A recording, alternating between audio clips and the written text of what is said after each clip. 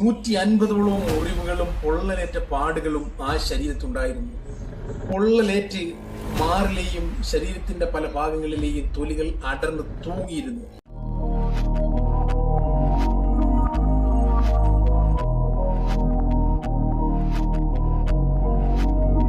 പ്രിന്റിന്റെ പുതിയൊരു എപ്പിസോഡിലേക്ക് ഏവർക്കും സ്വാഗതം.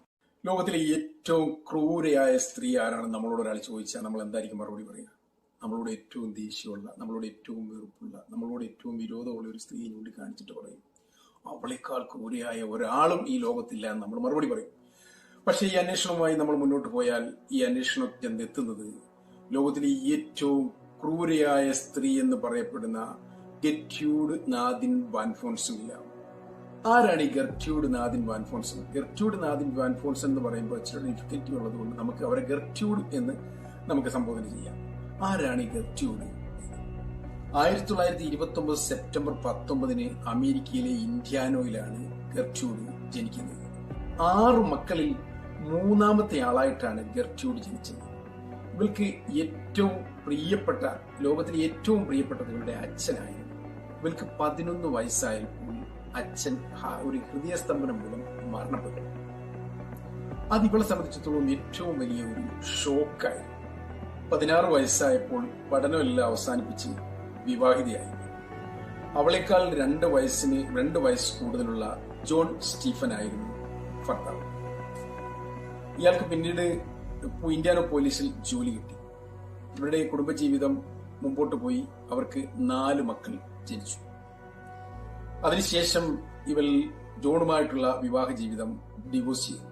അതിന് കാരണമായി പറയുന്ന ജോണിന്റെ സ്വഭാവം വളരെ മോശമായിരുന്നു. മദ്യപിച്ചു കഴിഞ്ഞാൽ വളരെ മോശമായ രീതിയിൽ തന്നെ ഉപദ്രവിക്കുമായിരുന്നു. ശാരീരികമായി പലതരത്തിലെ പീഡനങ്ങൾക്കും വിധേയമാകേണ്ടി വന്നിട്ടുണ്ട്. അത് സഹിക്കവയ്യാതെ കൊണ്ടാണ് ഞാൻ ഈ വിവാഹ ജീവിതം അവസാനിപ്പിച്ചത് എന്നാണ് അവൾ അതിന് കാരണമായി പറഞ്ഞത്.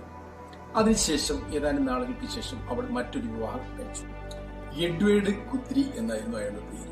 പക്ഷെ അയാൾ 3 മാസത്തിൽ കൂടുതൽ ഇവളുമായി ജീവിക്കാൻ തയ്യാറായില്ല. ആ ജീവിതം 3 മാസത്തിന് ശേഷം ഡിവോഴ്സായി. നാളുകൾ കുറെ അങ്ങോട്ട് മുന്നോട്ട് കടന്നുപോയി. അതിനിടയിൽ പഴയ ഭർത്താവായ ജോൺ സ്റ്റീഫനുമായി ഒരു ദിവസം ഇവൾ കണ്ടുമുട്ടുന്നു. ഇവർ തമ്മിൽ സ്നേഹമായിട്ട് സംസാരിക്കുന്നതിനിടയിൽ പഴയ കാര്യങ്ങളൊക്കെ അങ്ങോട്ടും ഇങ്ങോട്ടും ഒക്കെ പറ്റിയ തെറ്റുകളൊക്കെ പുറത്ത് നമുക്കിനി വീണ്ടും ഒന്നായിക്കൂടെ എന്നുള്ള ചോദ്യം അയാൾ മുന്നോട്ട് വയ്ക്കുമ്പോൾ അവൾ അതിന് തയ്യാറായിക്കൊണ്ട് അവർ രണ്ടാമതും അവർ ഒന്നായി ഭർത്താക്കന്മാരായി ജീവിക്കാൻ തീരുമാനിക്കുന്നു. രണ്ടാമത്തെ ആ വിവാഹ ജീവിതത്തിൽ അവർക്ക് വീണ്ടും 2 കുട്ടികൾ കൂടി ജനിക്കുന്നു. അങ്ങനെ ജോൺ സ്റ്റീഫനുമായിട്ടുള്ള വിവാഹ ജീവിതത്തിൽ അവർക്ക് മൊത്തത്തിൽ 6 കുട്ടികളായി. ഈ 2 കുട്ടികൾ ജനിച്ചതിന് ശേഷം അവർക്ക് പിന്നെയും പഴയ പോലെ തന്നെ അയാളുമായിട്ട് മദ്യപിച്ചു മുൻപോട്ട് ഇങ്ങനെയുള്ള ശാരീരിക പീഡനങ്ങൾ സഹിക്കവയ്യാത്ത സാഹചര്യങ്ങളായതുകൊണ്ട് മുന്നോട്ട് പോകാനൊക്കെ ഒക്കുന്നില്ല എന്ന കാരണം പറഞ്ഞിട്ട് അങ്ങനെ ജോൺ സ്റ്റീഫനുമായിട്ടുള്ള വിവാഹ ജീവിതം അവസാനിപ്പിച്ചതിന് ശേഷം അവൾ വീണ്ടും പുതിയൊരു കാമുകനെ കണ്ടെത്തുന്നു. പേര് ഡെന്നീസ് ലീ റൈറ്റ്. അവൾക്ക് അപ്പോൾ ഈ 37 വയസ്സാണ് പ്രായം. കണ്ടെത്തിയ കാമുകന്റെ പ്രായമാണ് 22. ആ ജീവിതത്തിൽ അവൾ വീണ്ടും ഗർഭിണിയാകും. ഗർഭിണിയാണെന്ന് അറിയിക്കുന്ന മാത്രയിൽ അവൻ തന്നെ സ്ഥലം വിട്ടു പോവാണ്. അങ്ങനെ അവൾക്ക് ഒരു കുട്ടി കൂടി ജനിക്കുന്നു. ഇപ്പോൾ ഗർട്രൂഡിന് 7 മക്കൾ, 4 പെണ്ണും 3 ആണും. തുടർച്ചയായി ഉണ്ടായ ദാമ്പത്യ തകർച്ചകളും ഫിനാൻഷ്യൽ പ്രോബ്ലംസും ആസ്മയുടെ ബുദ്ധിമുട്ടുകളും ഇവരെ വല്ലാതെ അലട്ടിയിരുന്നു. കൂടാതെ ഇവരൊരു ചെയിൻ സ്മോക്കർ കൂടിയായിരുന്നു. ആകെയുള്ള വരുമാന മാർഗം എന്ന് പറഞ്ഞാൽ ഇവരുടെ ആദ്യ ഭർത്താവ് നൽകുന്ന ചൈൽഡ് സപ്പോർട്ട് മാത്രമാണ്. 5 അടി 6 ഇഞ്ച് ഹൈറ്റ് ഉണ്ടെങ്കിലും 45 കിലോഗ്രാം മാത്രമുള്ള ഒരു മെലിഞ്ഞ സ്ത്രീയായിരുന്നു ഇവർ. കാര്യങ്ങൾ ഇങ്ങനെ മുന്നോട്ട് പോവുകയാണ്. അങ്ങനെ ഇരിക്കെ ഒരു ദിവസം ഗെർട്രൂഡിന്റെ 2ാമത്തെ മകളായ സ്റ്റെഫനി, 15 വയസ്സുള്ള സ്റ്റെഫനി അവളുടെ കൂട്ടുകാരിയുമായി വീട്ടിലേക്ക് വരികയാണ്. അവൾ ഒന്നിച്ച് ഒരു ദിവസം സ്പെൻഡ് ചെയ്യുന്നതിന് വേണ്ടി. ആ കൂട്ടുകാരിയുടെ പേരായിരുന്നു സിൽവിയ മേരി ലിക്കൻസൺ. ഇവൾ നല്ല കാണാൻ അഴകുള്ള കുട്ടിയായിരുന്നു. മാത്രമല്ല നല്ല സ്വഭാവത്തിന്റെ ഉടമ കൂടിയായിരുന്നു ഈ സിൽവിയ. ലിക്കൻസൺ ഫാമിലി എന്നാണ് സിൽവിയയുടെ ഫാമിലി അറിയപ്പെടുന്നത്. സിൽവിയയുടെ അച്ഛനും അമ്മയ്ക്കും സിൽവിയ അടക്കം 5 മക്കളാണ് ഉള്ളത്. സിൽവിയ 3ാമത്തെ കുട്ടിയാണ്. സിൽവിയയുടെ മുകളിലും താഴെയും ഉള്ള കുട്ടികൾ ഇരട്ട കുട്ടികളാണ്. അതിലെ ഏറ്റവും ഇളയ കുട്ടിയാണ് ജെന്നി. ജെന്നിക്ക് ജനിച്ചപ്പോഴേ പോളിയോ വന്ന് ഒരു കാലിന്റെ സ്വാധീനം നഷ്ടപ്പെട്ട കുട്ടിയാണ്. സാമ്പത്തികമായി വളരെയേറെ ബുദ്ധിമുട്ട് അനുഭവിക്കുന്ന ഒരു ഫാമിലിയാണ് ഈ സിൽവിയയുടേത്. ഇവരുടെ ആകെയുള്ള വരുമാന മാർഗം എന്ന് പറഞ്ഞാൽ ഈ കാർണിവലാണ്. ഓരോ സ്ഥലങ്ങളിൽ പോയി കാർണിവൽ നടത്തും. അതിലൂടെ കിട്ടുന്ന വരുമാനം കൊണ്ടാണ് ഇവിടെ ജീവിച്ചു പോകുന്നത്. ഈ സിൽവിയ ഏറ്റവും വീട്ടിനും ഉപകാരിയായ ഒരു കുട്ടിയാണ്. കാരണം അവൾക്ക് ഒഴിവ് കിട്ടുന്ന സമയങ്ങളിലെല്ലാം അവൾ വീട്ടിന് ആവശ്യമായ എല്ലാ സഹായവും ചെയ്തു കൊടുത്തിരിക്കും. കാരണം ഈ വരുമാനമില്ലായ്മയുടെ ബുദ്ധിമുട്ടുകൾ നന്നായി അറിയുന്ന കുട്ടിയായതുകൊണ്ട് തന്നെ അവൾ പുറത്തു പോയിട്ട് അയൺ ചെയ്ത് കൊടുത്തിട്ട് ആർക്കെങ്കിലും ഒക്കെ അയൺ ചെയ്ത് കൊടുത്തുമൊക്കെ കിട്ടുന്ന വരുമാനം കൊണ്ടുവന്ന് വീട്ടിലേപ്പിക്കും. അതൊക്കെ ഈ സാമ്പത്തിക ബുദ്ധിമുട്ടിൽ ഇവർക്കൊരു വലിയ ആശ്വാസവും ഒരു അനുഗ്രഹവുമായി മാറിയിട്ടുണ്ട്. അപ്പൊ അങ്ങനെ ഇരിക്കുക ഒരു ഓഫ് സീസൺ വന്നു കഴിയുമ്പോൾ ഈ കാർണിവൽ എങ്ങും പോയി കളിക്കാനൊന്നും നോക്കത്തില്ല. അപ്പൊ അങ്ങനെ വന്നു കഴിഞ്ഞപ്പം ഈ വരുമാനം ഈ 5 to 7 പേര് കഴിയണ്ടേ.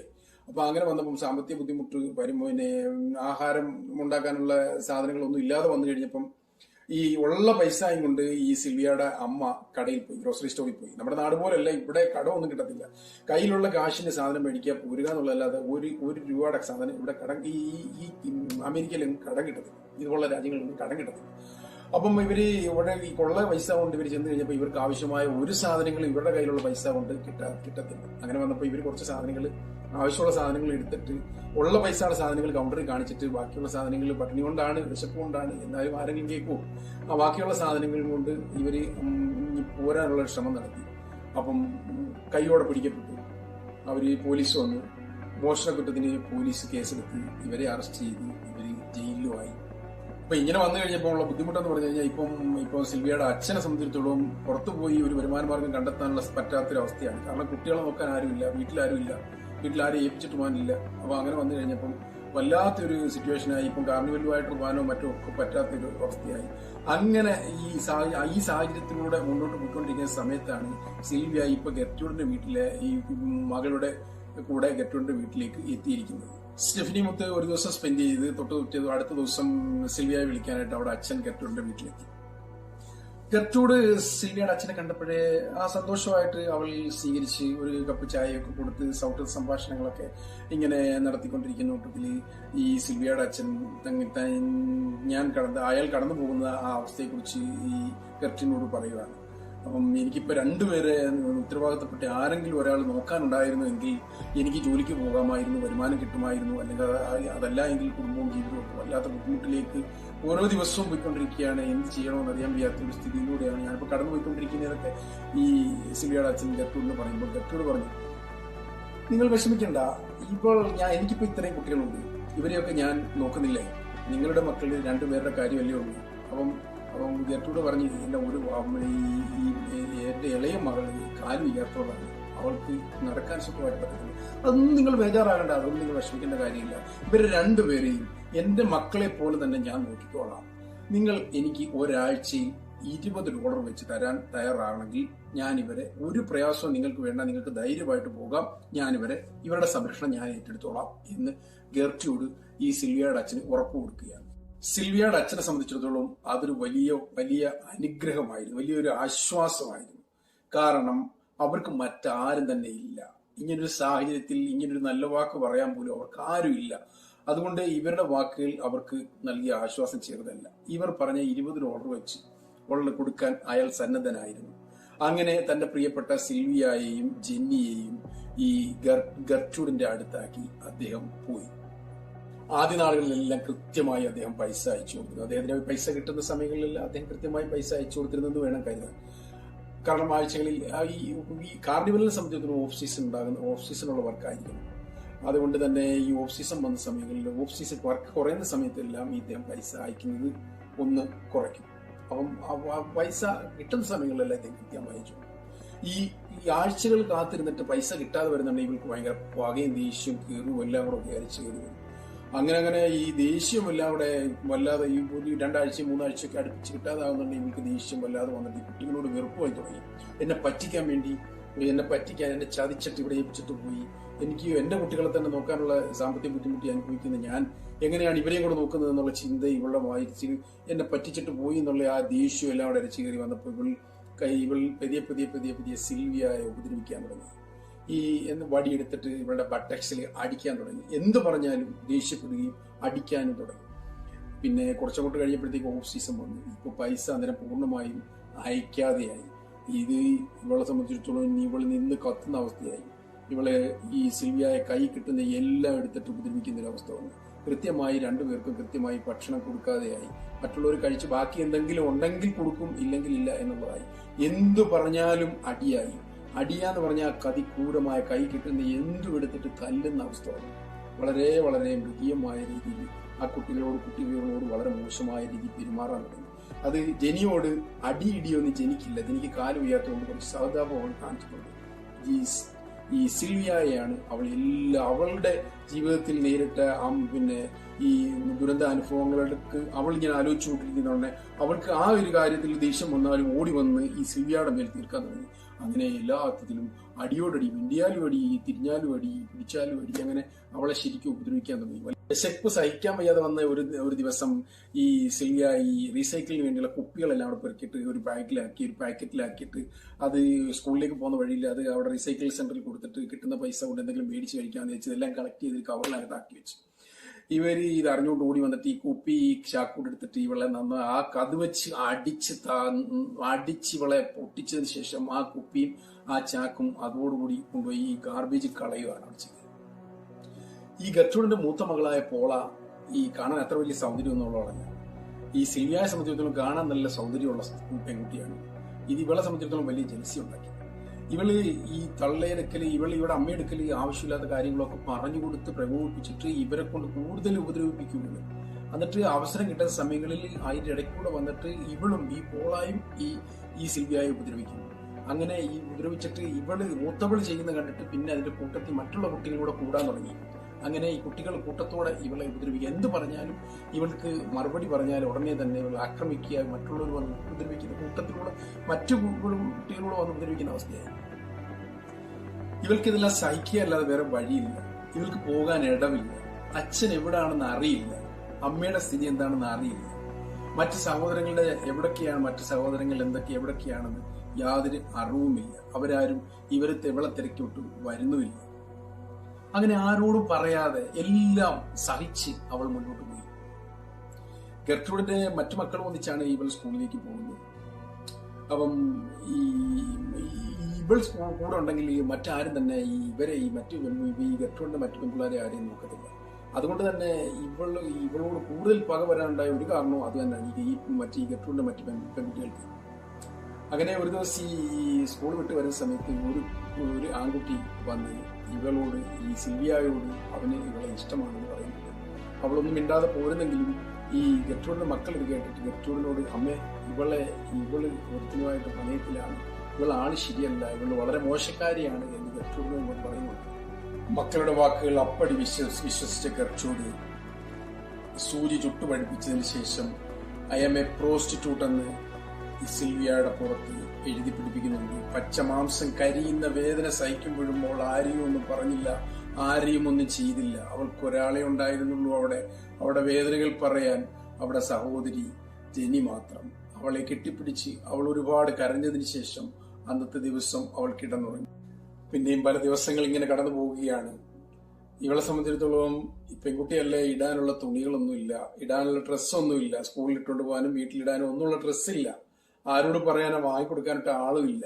അങ്ങനെ വന്നു കഴിഞ്ഞപ്പം ഇവള് ഒരു ദിവസം സ്കൂളിൽ പോകുമ്പം സ്കൂളിൽ ഉപയോഗമില്ലാതെ ധാരാളം ട്രാക്ക് സൂട്ടുകൾ കിടക്കുന്നത് ഇവിടെ ശ്രദ്ധയിൽപ്പെടുന്നു. അതിൽ ഇവൾക്ക് പാകമായ 1-2 ട്രാക്ക് സൂട്ടുകൾ ഇവൾ എടുക്കുന്നുണ്ട്, ഇടാനായിട്ട് ഉപയോഗിക്കാനായിട്ട് പറ്റുന്നത്.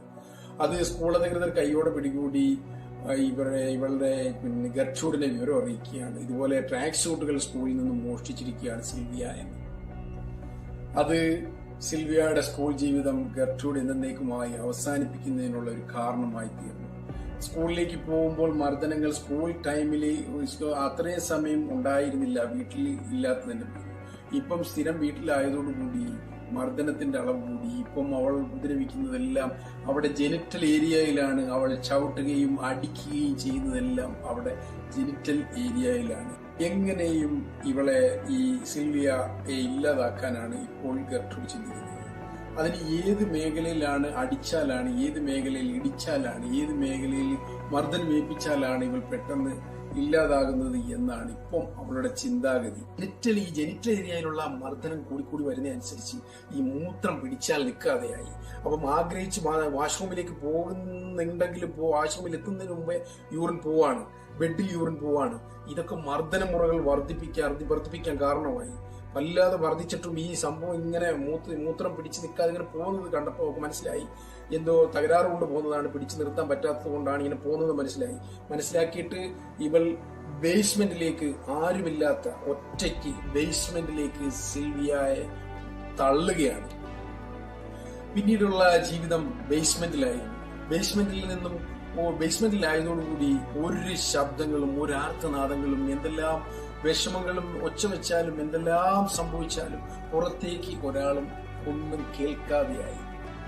ഇങ്ങനെ മുമ്പോട്ട് പോവുകയും ഒരു ദിവസം എന്തോ ഒരു ആവശ്യത്തിന് സിൽവിയയും കുട്ടി ഈ ഗർട്രൂഡിന്റെ മക്കൾ ടൗണിലേക്ക് പോവുകയാണ്. ടൗണിൽ എത്തുന്ന സിൽവിയ ടൗണിലെ ഒരു ഭാഗത്ത് തന്റെ മൂത്ത സഹോദരി ഡയാന ചെരുപ്പ് റിപ്പയർ ചെയ്ത് ജോലിയിൽ ഏർപ്പെട്ടിരിക്കുന്നത് ഇവൾ കാണുന്നു. ഇവൾ ഗർട്രൂഡിന്റെ മക്കളുടെ കണ്ണിൽപ്പെടാതെ ഡയാനയുടെ അരികിലെത്തി സിൽവിയ അവളോട് മറ്റൊന്നും തന്നെയല്ല സിൽവിയ ആവശ്യപ്പെടുന്നത്. അവൾ വന്നിട്ട് എനിക്ക് വിശക്കുന്നു, എന്തെങ്കിലും ഒന്ന് വാങ്ങിച്ചു തരുമോ എന്നാണ് ഡയാനോട് ചോദിക്കുന്നത്.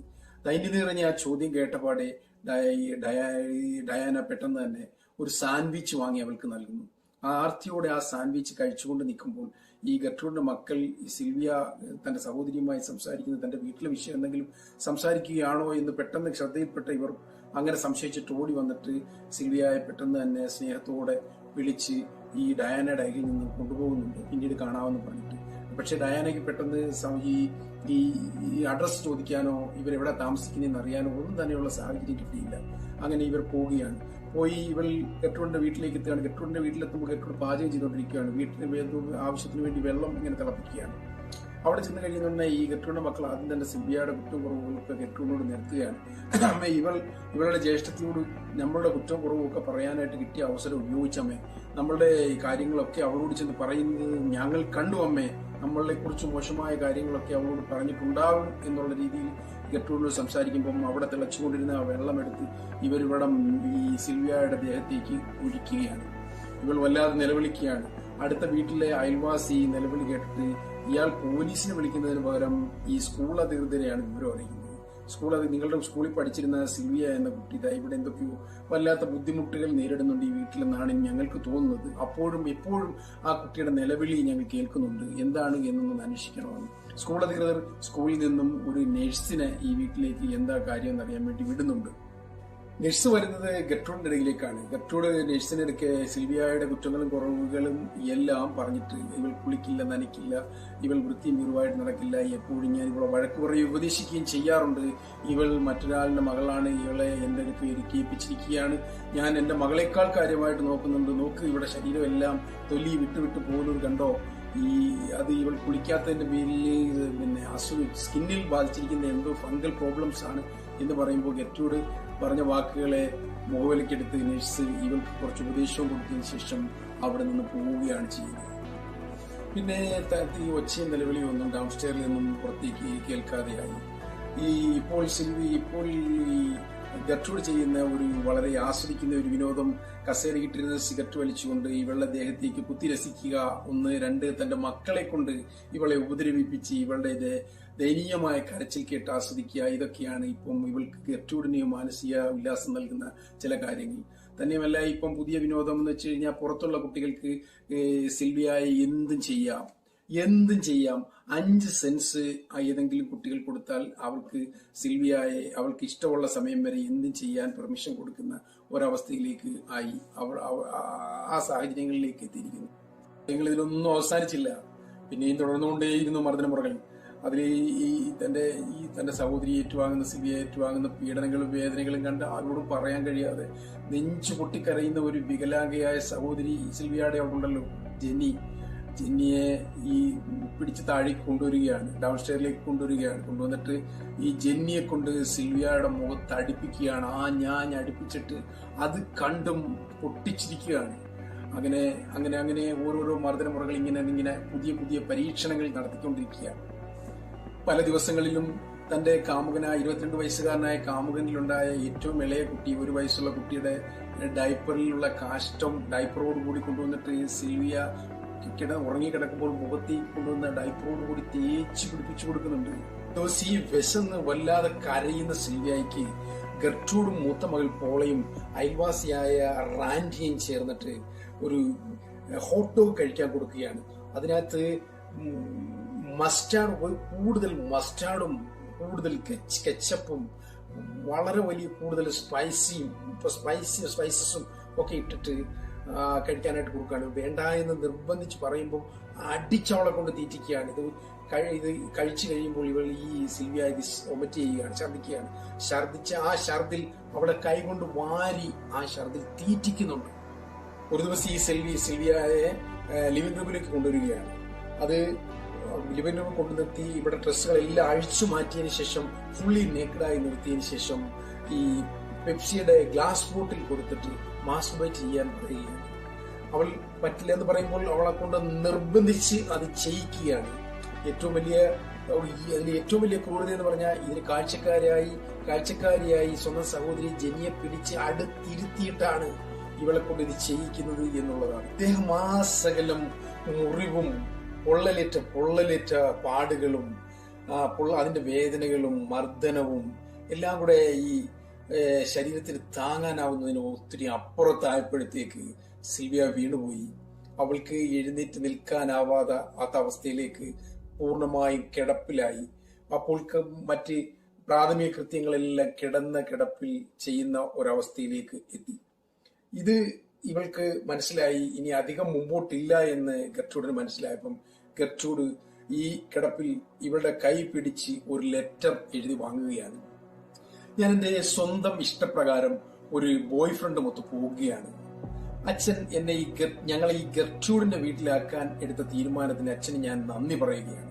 കാരണം ഗർട്രൂഡിനെ പോലെ നല്ലൊരു സ്ത്രീയെ ഞാൻ ഇതുവരെ കണ്ടിട്ടില്ല. ആ കത്ത് അവൾ വാങ്ങി സൂക്ഷിച്ചു വെച്ചു. ശേഷം തന്റെ പെൺമക്കളുടെ ബോയ്ഫ്രണ്ടിനെയൊക്കെ വിളിച്ചു വരുത്തിയിട്ട് ഈ സിൽവിയ എന്ത് സംഭവിക്കുന്നൊരവസ്ഥയിലേക്ക് എത്തിയിരിക്കുകയാണ്. ഇവളെ നമുക്ക് ആരുമില്ലാത്ത ഒരു സ്ഥലത്തേക്ക് കണ്ടെത്തി ഇവളെ കൊണ്ടുപോയി ഉപേക്ഷിക്കണം. അതല്ലെങ്കിൽ ഇവൾ ഇവിടെ കിടന്ന് എന്തെങ്കിലും സംഭവിച്ചാൽ നമുക്ക് എല്ലാവർക്കും പ്രശ്നങ്ങളാകും. അതുകൊണ്ട് ഉടൻ തന്നെ ആ കാര്യത്തിൽ ഒരു തീരുമാനമെടുക്കണമെന്ന് ഇവരുമായിട്ട് പറഞ്ഞ് ധാരണയിലായി. ഇതിനിടയിൽ സ്വബോധത്തിലേക്ക് തിരിച്ചു വന്ന സിൽവിയ രക്ഷപ്പെടാൻ ഒരു അവസാനവട്ട ശ്രമം നടത്താൻ തീരുമാനിച്ചു. അവൾ എന്തായാലും എനിക്ക് എഴുന്നേറ്റ് നടന്ന് പുറത്തേക്ക് പോകാൻ സാധിക്കില്ല എന്നറിയാവുന്ന അവൾ നിരങ്ങി അവളുടെ കട്ടിൽ നിന്നും താഴെ വീഴുകയാണ്. താഴെ വീണിട്ട് ഇഴഞ്ഞിഴഞ്ഞിഴഞ്ഞ് കോണിപ്പടികൾ കയറി പുറത്തേക്കുള്ള കതകിന്റെ അരികിലേക്ക് എത്തുമ്പോൾ ആണ് ഈ ഗർട്രൂഡ് പെട്ടെന്ന് ഇത് കാണുവാണ്. ഈ രൂപത്തിൽ ഇവൾ പുറത്തേക്ക് ഇറങ്ങി പോയിരുന്നെങ്കിൽ ഉണ്ടാകുന്ന ഭവിഷ്യത്തുകൾ ഓർത്ത് എന്നെ എന്താകും വരാൻ പോകുന്നതെന്ന് അറിയാവുന്ന ഗർട്രൂഡ് പെട്ടെന്ന് ഓടി വന്നിട്ട് ഇവളെ പിടിച്ചു വലിച്ച് താഴേക്കിടുകയാണ്. സ്റ്റെപ്പിൽ നിന്നും ആയത്തിൽ താഴേക്ക് വന്ന് പതിച്ച സിൽവിയ ചലനമറ്റ് ആ താഴെ അവിടെ കിടന്നു. ദേഷ്യത്തിൽ കതക് വലിച്ചടച്ച് ശക്തിയിൽ ചുവട് വെച്ച് ഗർട്രൂഡ് തന്നെ അവിടെ റൂമിലേക്ക് പോയി. നേരം പുലർന്നു. ഗർട്രൂഡിന്റെ രണ്ടാമത്തെ മകളായ സ്റ്റെഫനി ഇവൾ എന്ത് ചെയ്യുവാണ്, ഈ സിൽവിയ എന്ത് ചെയ്യുകയാണെന്ന് അറിയാൻ വേണ്ടി ബേസ്മെന്റിലേക്ക് വന്നു നോക്കുമ്പം ഈ സ്റ്റെയറിന്റെ താഴെ പതിവില്ലാതെ സ്റ്റെയറിന്റെ താഴെ സിൽവിയ കമിഴ്ന്നു കിടക്കുന്നത് ഈ സ്റ്റെഫനി കാണുകയാണ്. സ്റ്റെഫനി അടുത്തു വന്ന് ഇവളെ തട്ടി വിളിച്ചു. ഗർട്രൂഡ് തട്ടി വിളിച്ചു. സിൽവിയയ്ക്ക് അനക്കമില്ല. സിൽവിയ ശബ്ദം പുറത്തേക്ക് വരുന്നില്ല. അപ്പം ഇവളെ തിരിച്ചിട്ടിട്ട് ഇവിടെ ബ്രീത്ത് ചെയ്യുന്നുണ്ടോ നോക്കി, പൾസ് പിടിച്ചു നോക്കി. രണ്ടും നിലച്ചിരിക്കുന്നു. രാത്രിയുടെ ഏതോ നേരത്ത് മർദ്ദനങ്ങളില്ലാത്ത, വേദനകളില്ലാത്ത, പീഡനങ്ങളില്ലാത്ത ലോകത്തേക്ക് ആ സാധുവിന്റെ ജീവൻ പോയിരുന്നു. സ്റ്റെഫനി ഓടി അമ്മയുടെ അടുത്തെത്തി. അമ്മയോട് പറഞ്ഞു, അമ്മേ സിൽവിയയെ വിളിച്ചിട്ട് അനങ്ങുന്നില്ല, ഞാൻ വിളിച്ചു നോക്കിയിട്ട് അനങ്ങുന്നില്ല. എടീ, അപ്പൊ ഗർട്രൂഡ് പറഞ്ഞു, എടീ അവൾ അടുത്ത എന്തോ കള്ളത്തരം കാണിച്ച് കിടക്കുകയാണ്. ആ വടി ഉണ്ട്, അതെടുത്തിട്ട് നല്ല പെട വെച്ചു കൊടുക്കുക. അപ്പൊ തന്നെ എഴുന്നേറ്റുള്ളൂ എന്ന് പറഞ്ഞു. അല്ലമ്മേ, ഇത് അങ്ങനല്ല, ഞാൻ ബ്രീത്ത് നോക്കി ഇല്ല, പൾസ് നോക്കി ഇല്ല, അവൾ മരിച്ചിരിക്കുന്നു അമ്മേ എന്ന് പറഞ്ഞു. ഉറപ്പാണോ എന്ന് ചോദിച്ചു. ഉറപ്പാണ് എന്ന് പറഞ്ഞു. അപ്പോൾ ഗർട്രൂഡ് പറഞ്ഞു, അങ്ങനെയാണെങ്കിൽ നീ പോലീസിനെ വിളിക്കാൻ പറഞ്ഞു. ഗർട്രൂഡ് ജെന്നിയുടെ അടുത്തെത്തി, ഞങ്ങളെ ഏതെങ്കിലും രീതിയിൽ ഒറ്റുകൊടുക്കാനാണ് നീ ഉദ്ദേശിക്കുന്നതെങ്കിൽ ഇവളുടെ അനുഭവമായിരിക്കും നിനക്ക് പോകാൻ വേറെ ഇടമില്ല എന്നുള്ള കാര്യം നീ മറക്കരുത്. നീ ഒന്നും കണ്ടിട്ടുമില്ല, നിനക്കൊന്നും അറിയാനും വയ്യ, അങ്ങനെ പറയാവൂ എന്ന് താക്കീത് ചെയ്തു ജെന്നിയെ. പോലീസിനെ വിളിച്ചത് സ്റ്റെഫനിയുടെ ബോയ്ഫ്രണ്ട്. കാര്യങ്ങളെല്ലാം ഇങ്ങനെ തന്നെ സംഭവിക്കുമെന്ന് അറിയാവുന്നത് കൊണ്ട് തന്നെ അണിയറയിൽ തിരക്കഥയും റെഡിയായിരുന്നു. അവർ പറഞ്ഞു, അവൾ ഇവിടുന്ന് ഒരു കാമുകനോടൊപ്പം, അവൾ ഇവിടുന്ന് ഒരു ബോയ്ഫ്രണ്ടിനോടൊപ്പം പോയതാണ്, പിന്നീടുള്ള കാര്യങ്ങളൊന്നും ഞങ്ങൾക്ക് അറിയില്ല, കഴിഞ്ഞ ദിവസമാണ് അവൾ ഇവിടെ വന്നത് എന്ന് പറഞ്ഞിട്ട് അവൾ എഴുതിയെന്ന് പറയുന്നതായ ആ കത്തും പോലീസിന് കൈമാറി കള്ളക്കണ്ണീരൊഴുക്കി യാതൊരു ഭാവവ്യത്യാസങ്ങളുമില്ലാതെ മാറി നിന്നു. ചോദ്യം ചെയ്യലിൽ ജെന്നിയുടെ ഊഴമെത്തി. ജെന്നിയെ ചോദ്യം ചെയ്യുന്നതിനിടെ ജെന്നി പോലീസുകാരനോട് പറഞ്ഞു, നിങ്ങൾ എന്നെ ഇവിടുന്ന് രക്ഷിക്കാമെന്ന് ഉറപ്പ് തന്നാൽ ഇവിടെ നടന്ന എല്ലാ കാര്യങ്ങളുടെയും സത്യാവസ്ഥ ഞാൻ നിങ്ങളോട് പറയാം. അങ്ങനെ ആ ജെന്നിയിലൂടെയാണ് ഈ ലോകം ഈ ഹീനമായ കൃത്യം അറിയുന്നത്. കോടതി ശിക്ഷ വിധിച്ചു. ഗർട്രൂഡിനും മൂത്ത മകളായ പോളയ്ക്കും ജീവപര്യന്തം ശിക്ഷയാണ് വിധിച്ചത്. ഇതിനകത്ത് എടുത്തു പറയേണ്ട ഒരു കാര്യം, 5 സെന്റ്സിന് വേണ്ടി ഇവളെ ദ്രോഹിക്കാൻ വന്നിരുന്നവർക്കും ആ അർഹമായ ശിക്ഷ കോടതി കൊടുത്തു എന്നുള്ളത് എടുത്തു പറയേണ്ടതായ കാര്യമാണ്. പിന്നീട് ഇവർ അപ്പീൽ കോടതിയിൽ പോവുകയും 21 വർഷമായി ഗർട്രൂഡിനും 4 വർഷമായി പോളയ്ക്കും ശിക്ഷാ വിധിയിൽ ഇളവ് കിട്ടുകയും ചെയ്തു. 1985 ഗർട്രൂഡ് പുറത്തു വന്ന് സുഖമായി ജീവിക്കുകയും 1990 ഇവർക്ക് ലങ് ക്യാൻസർ പിടിപെട്ട് മരിക്കുകയും ചെയ്തു. ഈ സംഭവത്തെ ആധാരമാക്കി പല നോവലുകളും അമേരിക്കൻ ക്രൈം എന്ന പേരിൽ ഒരു സിനിമയും ഇറങ്ങിയിട്ടുണ്ട്. വ്യത്യസ്തമായ ഈ കഥ നിങ്ങൾക്ക് ഇഷ്ടമായെങ്കിൽ ലൈക്ക് ചെയ്യാം, ഷെയർ ചെയ്യാം. മറ്റൊരു കഥയുമായി വീണ്ടും കണ്ടുമുട്ടുന്നവരേക്കും നന്ദി, നമസ്കാരം.